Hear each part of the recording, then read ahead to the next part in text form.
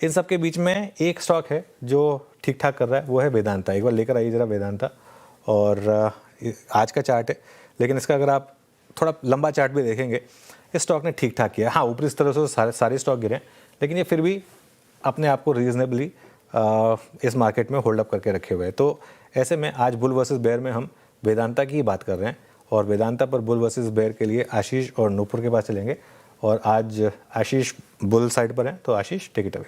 बिल्कुल, और बड़ा एक अनलॉकिंग का वैल्यू अनलॉकिंग का ट्रिगर यहाँ पर बना हुआ है, और मैनेजमेंट खुद कह रहा है, कंपनी के चेयरमैन बता रहे कि अप्रैल तक ये प्रक्रिया पूरी देखने को मिल सकती है। तो अगर आपके पास वेदांता का एक स्टॉक है, तो आगे जाके 5 अलग अलग लिस्टेड कंपनी जो कि अपने आप में बहुत ज़्यादा वेल डाइवर्सिफाइड है, इसका एक स्टॉक आपको मिलेगा। तो वैल्यू अनलॉकिंग आप देखें तो एक बड़ा अवसर नजर आ रहा है।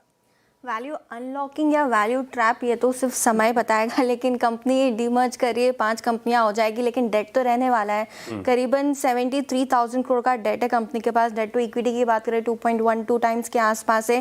कंटिन्यूअस रीफाइनेंसिंग करती है, चाहे वो एनसीडी के इश्यूज हो, लगातार कुछ ना कुछ खबरें आती रहती है। और अब तो कंपनी को जेपी एसोसिएट का भी मामला सामने आते हुए दिख रहा है, उसे वो एसेट भी चाहिए, उसके लिए 17,000 करोड़ देने के लिए तैयार है। कहाँ से आएंगे? फिर अगर ये जीत भी गई सुप्रीम कोर्ट में, तो पैसे कहां से आने वाले हैं? डेट को लेकर फिर कंसर्न्स होते हुए नजर आएंगे।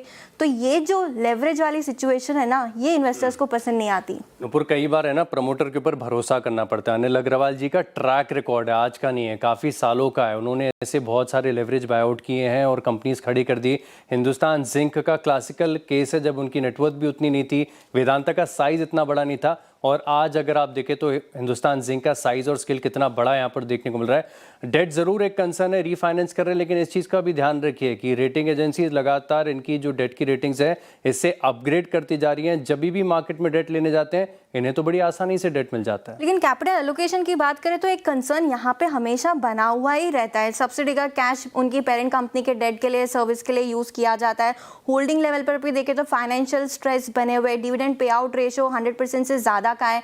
कंपनी डिविडेंड ना पे के अपने डेट भी तो कम कर सकती है ना। अरे स्टॉक में तो पैसा बन रहा है, कंपनी कुछ भी करे। आप 1 साल का चार्ट देखिए, कहाँ से कहाँ हो गया स्टॉक, उसके बाद आपको 7% का डिविडेंड यील्ड भी मिली है।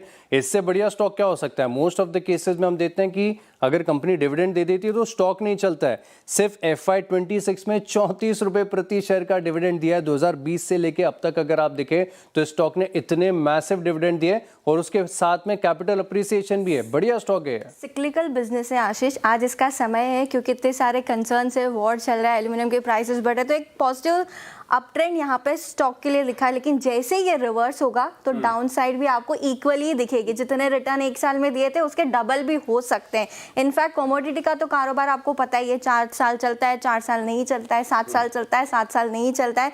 तो साइकिल को पकड़ना डिफिकल्ट होता है। ग्लोबल प्राइसेस के कंसर्न्स रहते हैं, डिमांड स्लो डाउन होती है, चाइना का इम्पैक्ट रहता है। तो सिक्लिकलिटी का एक कंसर्न बहुत बड़ा है स्टॉक के लिए। कितनी डाइवर्सिफाई कर रहे हैं कंपनी, और अब आपके पास तो अप्रैल के बाद विकल्प भी हो जाएगा कि अगर आपको एल्यूमिनियम पसंद है तो आप एल्यूमिनियम वाली एंटिटी ले लीजिए, अगर आपको कॉपर पसंद है तो कॉपर ले लीजिए। जो कोर्ट केसेस होते हैं ना, वो इन्वेस्टर्स को पसंद नहीं आते। साइज और स्केल की कंपनी है, पेरेंट है वेदांता रिसोर्सेज, हिंदुस्तान जिंक में इनकी हिस्सेदारी, कितना बड़ा काम कर रहे हैं। कोर्ट कचहरी चलता रहता है नुपुर, ज्यादा ध्यान नहीं देना चाहिए, फाइनेंशियल्स पर फोकस करिए। इन्वेस्टर्स का ध्यान जाता है कोर्ट कचहरी पे। बिल्कुल। ओके, इंटरेस्टिंग यहाँ पे अगेन डिबेट। और नुपुर, आज आप बेर बनी थी तो परिधान ये था, इसीलिए आप बेर बनी क्या? बिल्कुल, रेड। खैर, लेकिन सर एक चीज जो नुपुर की सही है, दैट इज वेरी सिक्लिकल। और जैसा आशीष कह रहे हैं कि जो डीमर्जर होगा वो एक बड़ा वैल्यू अनलॉकिंग, आप किस साइड है? मैं उस साइड हूँ जिस साइड मार्केट होता है। तो और मेरा ये मानना है कि मैं इसमें अनएडल्टरेटेड बुल साइड पर हूँ, क्योंकि देखिए वेदांता भारत का सबसे अच्छा मेटल्स प्ले है। और एक होता है परसेप्शन, एक होती है रियलिटी। परसेप्शन, लोगों ने अनिल अग्रवाल के बारे में बहुत कुछ बनाए हैं। रियलिटी ये कि जितनी वेल्थ उन्होंने जनरेट की है, वो ना टाटाज ने जनरेट की है, ना बिरलास ने जनरेट की है।